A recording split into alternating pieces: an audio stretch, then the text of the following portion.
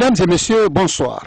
Au compte de votre émission Douga d'aujourd'hui, nous partons à la découverte du service de santé des armées, notamment le centre médico-chirurgical interarmé du bataillon du quartier général Bekiji et le centre de traitement épidémiologique des armées du BSC, bataillon spécial de Conakry, c'est au camp Alfaya Diallo. Suivez le commentaire du sergent-chef Alassane Gabi.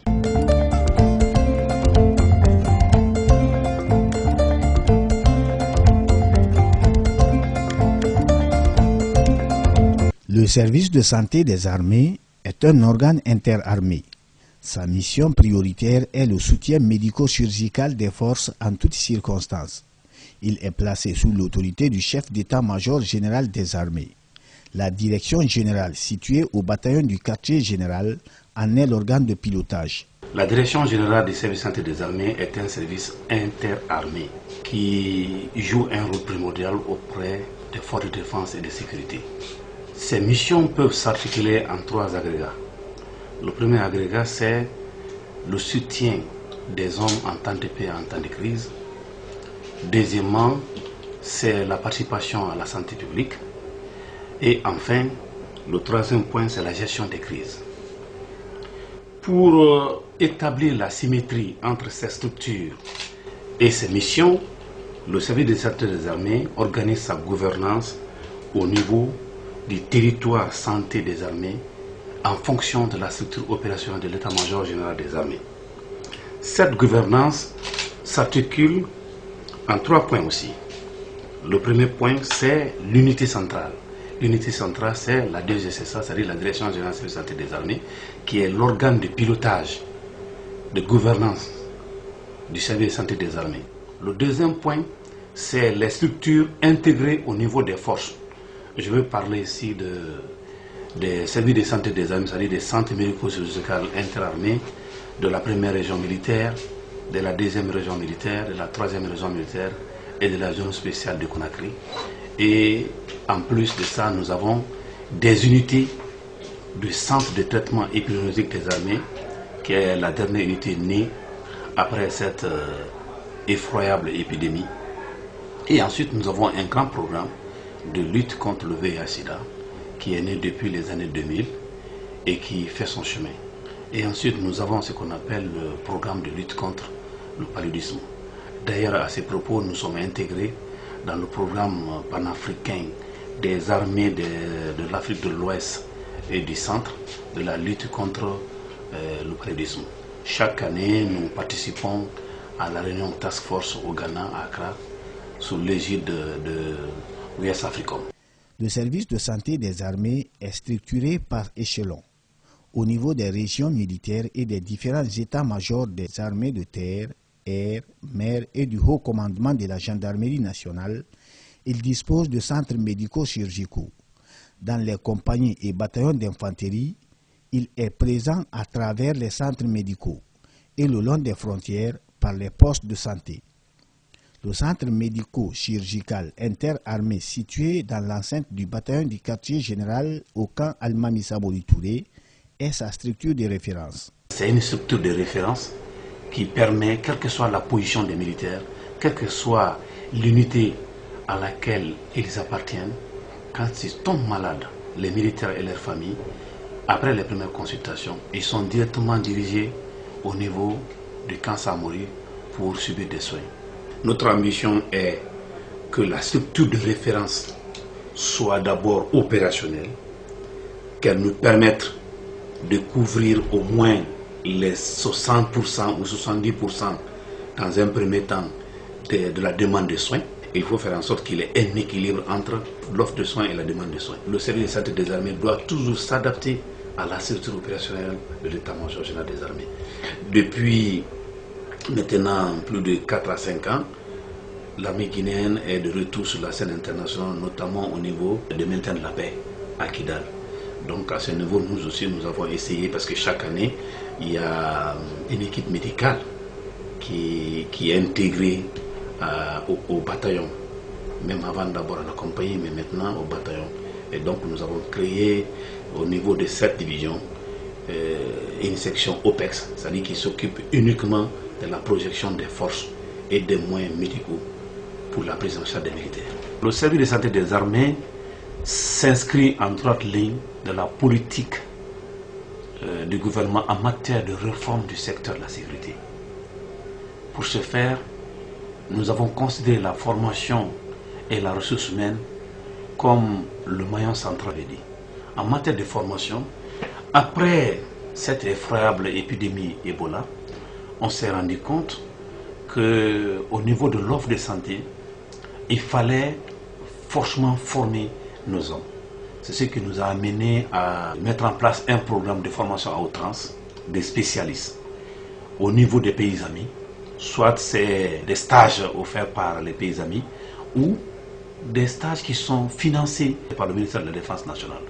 Donc à ce jour, nous avons envoyé une quarantaine de médecins militaires au niveau de la sous-région, en France, au Maroc, au Gabon, au Sénégal, en Côte d'Ivoire, pour des spécialisations.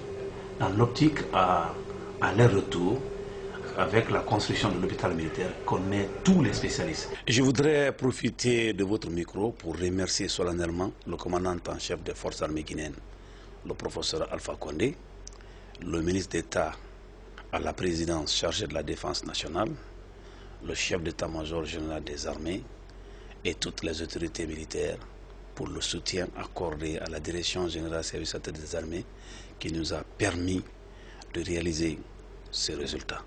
Le centre médico-chirurgical interarmé est devenu de nos jours un pôle d'attraction de nombreux malades venant des 4 coins du pays. Avec un personnel qualifié essentiellement militaire, cette structure sanitaire des forces armées guinéennes est équipée de matériel performant. Elle vient ainsi en appoint aux grands centres hospitaliers du pays. Quand je suis venue au camp, vraiment la réception était là. Il y avait le maximum concernant la santé de l'être humain, c'est-à-dire l'appareillage qui est là. On a commencé par contrôler ma glycémie. Les agents ont reçu une très bonne formation. Il faut qu'on vous encourage, qu'on vous félicite. C'est très important. Qu'on vous encourage, qu'on vous félicite. Parce que les sous-sous disent que quand quelqu'un fait du bon travail, il faut accepter, il faut le dire, c'est très important. Dans ce centre, 20 médecins exercent et ceux-ci sont aidés par 22 infirmiers, 25 ATS, plus 16 garçons et filles de salle qui s'occupent de l'entretien et de la propriété du centre.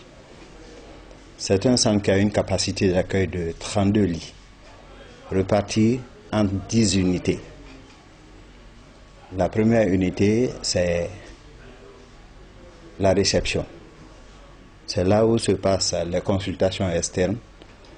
Ensuite, nous avons les urgences médico-chirurgicales, la médecine interne, qui va contenir la cardiologie, l'endocrinologie, la neurologie et les maladies infectieuses. Il y a la chirurgie aussi. Dans cette chirurgie, nous avons la chirurgie viscérale, la traumato, l'urologie, la gynécologie, l'ophtalmologie et l'ORL. Nous avons une unité de pédiatrie aussi, la kinésithérapie, le labo et le service d'imagerie médicale. À tout cela est couplée une pharmacie qui donne les médicaments à nos patients. En temps de paix, les 3/4 de nos patients sont des civils, puisque c'est une institution militaire, mais nous traitons tout le monde, et en temps de paix et en temps de crise. Dans nos activités, au cours du premier trimestre de cette année, nous avons colligé aux urgences 253 cas, dont 56 militaires seulement. Tout le reste, c'est des civils. En médecine générale, nous avons eu 313 cas, dont 44 militaires seulement. En chirurgie, toute intervention contenue, que ce soit en traumato, en viscéral, en ophtalmologie, nous avons corrigé 89 cas. Et parmi ces 89 cas, il n'y a que 10 militaires. En stomatologie, c'est-à-dire au cabinet dentaire, Au cours des 3 premiers mois de cette année, nous avons fait 1466 extractions dentaires, dont 72 militaires. Quant au labo, en hématologie, il y a eu 904 cas, dont 118 militaires. Tous ces chiffres vous disent l'importance de nos activités que nous menons et qui est surtout réservée à la population civile. Le Centre médico-chirurgical interarmé, CMCIA, fait de remarquables interventions dans plusieurs domaines sanitaires, comme la chirurgie, la kinésithérapie, l'imagerie et la traumatologie. Je suis très ravi parce que ma manière de venir ici, c'était très difficile devant les hommes, mais les docteurs m'ont traité bonnement parce que je suis opéré le jeudi. Depuis le jeudi jusqu'à maintenant, je me sens bien. Je remercie Dieu et remercie tous les docteurs qui se sont occupés à moi. Vraiment, je suis bien traité ici. Comme vous le voyez, le jeune est agité, il est appelé, il y a de quoi. Parce qu'à la suite de son traumatisme, il a fait une fracture selon le cliché apparemment simple, c'était très simple. Mais malheureusement, on l'a envoyé à l'indigénat et au décours de ce traitement, il a développé cette déformation axiale en angulation avec une crosse postéro-interne et qui se résume en un cas vicieux. Donc le traitement avec nos amis de l'orthopédiatrie va consister à une correction de l'axe pour remettre ce membre dans l'axe pour que l'enfant puisse trouver son autonomie. Donc c'est le cliché de l'enfant, comme vous l'avez vu cliniquement tout à l'heure. Après le traitement, le résultat obtenu a été que cette désaxation en valgus. Ils étaient de passage dans la cour lorsque les membres de la direction, le directeur et son adjoint étaient arrêtés, ils l'ont vu. Ils ont été extrêmement touchés que par le cas. Ils disent de tout faire pour qu'on puisse le prendre en charge. Donc c'est toujours dans ce cadre civilo-militaire aussi qu'il faut décrire cette intervention. Voici des signes encore que le problème de prise en charge chez nous demande beaucoup de sensibilisation pour que, en cas de traumatisme, pour que les gens puissent aller là où il faut aller. Parce que là maintenant c'est un problème de négligence. Et puis là, qui va coûter un peu cher à l'enfant. En vue de maintenir sa bonne réputation au niveau national, les travaux d'extension sont prévus. Ce, pour accroître ses capacités opérationnelles dans d'autres domaines sanitaires. Le service de santé des armées, c'est un service transversal. Et nous mettons tout ce qui est de notre pouvoir à la disposition des militaires et des civils. Parce que les militaires viennent de ces civils. Et la plupart de ces civils ont les représentants dans l'armée. Donc vouloir faire la différence entre un corps habillé et celui qui n'est pas habillé, je crois que c'est un tort, surtout pour un service médical. Les 70% de civils qui viennent consulter chez nous, c'est en fonction de la qualité de la prestation. Parce que nous, ici, on ne demande pas l'argent. Et on donne la priorité d'abord aux différentes pathologies pour pouvoir faire face aux problèmes de finances. Donc, si les gens sont satisfaits, c'est par rapport à ça. Et le camp Samori n'est pas sans savoir qu'il se trouve entre 3 structures médicales. Nous avons Ignace Dine ici. Nous avons la clinique Bernard Kouchner de Corentin. Nous avons aussi Donka. Donc, si on n'assure pas le relais convenablement, les gens seront embrouillés. Avec la fermeture de Donka et le transfert de Donka au camp Kamen, se répercute sérieusement sur nous dans le travail. Donc, c'est pourquoi nous sommes beaucoup fréquentés ici. Au jour d'aujourd'hui, tous les malades préfèrent venir au camp et au détriment des autres centres. Les raisons sont personnelles, mais il se trouve qu'on n'a pas la capacité. Et la capacité qui est là ne répond pas. Parce que et les civils, et les militaires, les enfants, tout le monde veut venir se faire consulter par les médecins militaires.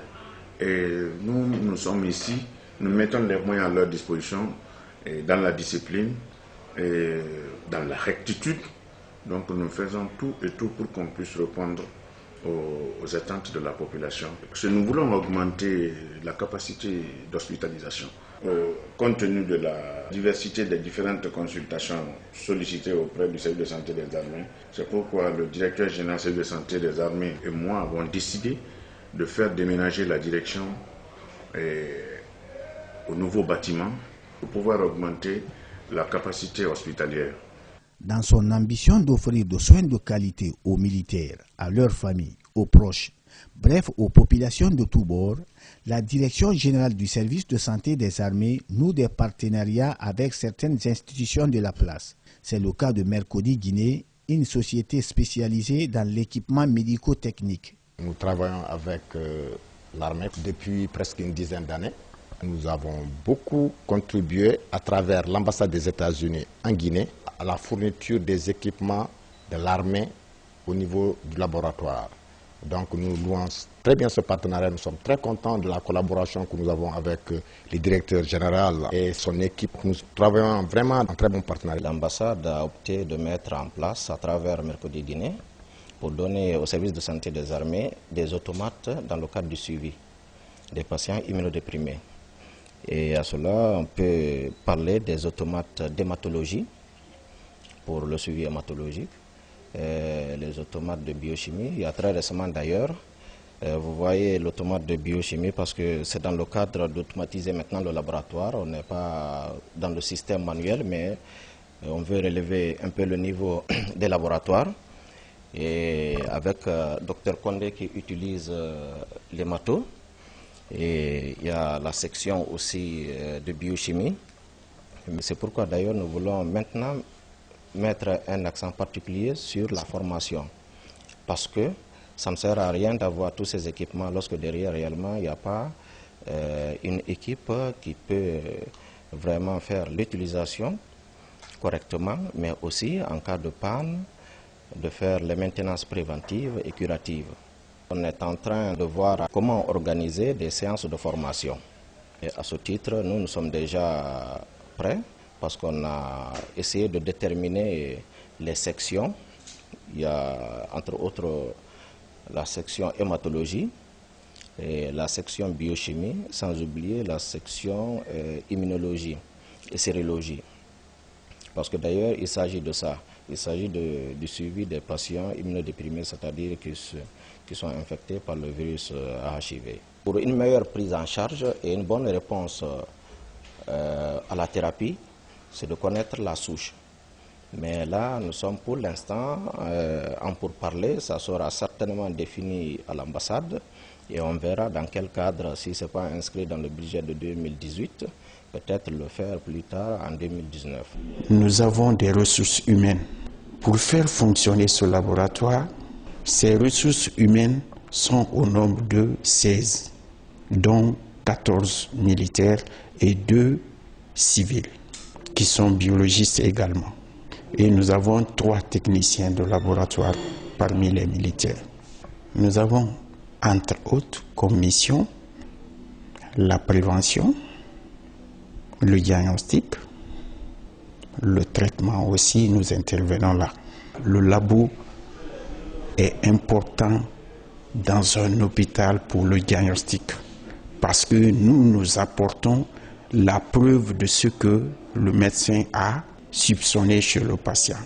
Le laboratoire peut intervenir aussi pour la surveillance, c'est-à-dire dans la prévention. Le laboratoire, donc dans le diagnostic, apporte la certitude à la médecine moderne, c'est-à-dire la preuve de ce qu'on a suspecté en clinique. Le ministère de la Santé, tout comme le ministère de la Défense, a une préoccupation essentielle, c'est d'assurer une santé de qualité, c'est-à-dire les prestations qui doivent sortir de nos hôpitaux doivent être des prestations de qualité. Donc nous sommes inscrits dans la démarche qualité également. Pour fonctionner, d'abord, nous avons un organigramme, ça c'est le premier. Ensuite, il y a des référentiels. Parmi ces référentiels, nous avons la politique nationale de biologie médicale, qui nous indique les grandes orientations et la vision du gouvernement en matière de biologie médicale en République de Guinée. Et comme deuxième référentiel, nous avons le guide de bonne exécution des analyses. Ce document, disons, décrit les règles de fonctionnement d'un laboratoire d'analyse biomédicale ainsi que les procédures liées à son fonctionnement. Pour joindre de l'utile à l'agréable, un centre de traitement épidémiologique est réalisé au bataillon spécial de Conakry dans l'enceinte du camp Alpha Yaya Diallo sur le financement de la Banque africaine de développement BAD. Ce centre relève de la Direction générale du service de santé des armées. Il s'inscrit dans la dynamique de prise en charge rapide et le suivi correct des malades en cas d'éventuelle épidémie. 11 médecins exercent dans ce centre en temps normal.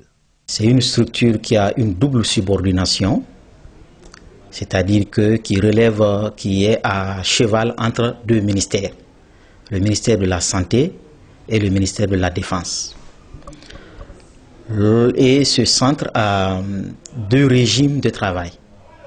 En période d'épidémie, donc ce centre relève directement de l'Agence nationale de la sécurité sanitaire et son fonctionnement relèvera du ministère de la Santé. Et en période hors épidémie, ce centre est dans le dispositif de la Direction générale du service de santé des armées. À cet effet, ce centre va s'occuper de la prise en charge des maladies endémiques, telles que le VIH, la tuberculose, le paludisme, les hépatites virales, mais aussi assurer la surveillance épidémiologique. En plus de ces pathologies infectieuses, ce centre assure aussi la prise en charge de certaines maladies relevant de la médecine générale. Mais ce centre n'assure pas seulement la prise en charge des militaires et leurs proches. Lorsqu'il y a une épidémie, il est situé dans la commune de Matoto. Donc toute la population de Matoto, s'il y a une épidémie, peut être référée directement dans ce centre pour la prise en charge. Conformément au programme national de lutte contre le paludisme, le point focal a obtenu 5000 flacons d'artésunate pour enfants et adultes, 850 moustiquaires imprégnés pour le bataillon Gangan 4 en attente à Kindia pour Kidal, 3850 TDR, 5075 artémétères, 3000 moustiquaires imprégnés pour les femmes enceintes. La Direction générale du service de santé des armées caresse le rêve de voir réaliser en Guinée un hôpital militaire à dimension internationale, dans l'optique de freiner le flux d'évacuation sanitaire vers les structures hospitalières de l'étranger. C'était tout pour l'émission Douga d'aujourd'hui. Merci de votre attention. Bonne suite des programmes en compagnie de la RTG Koloma.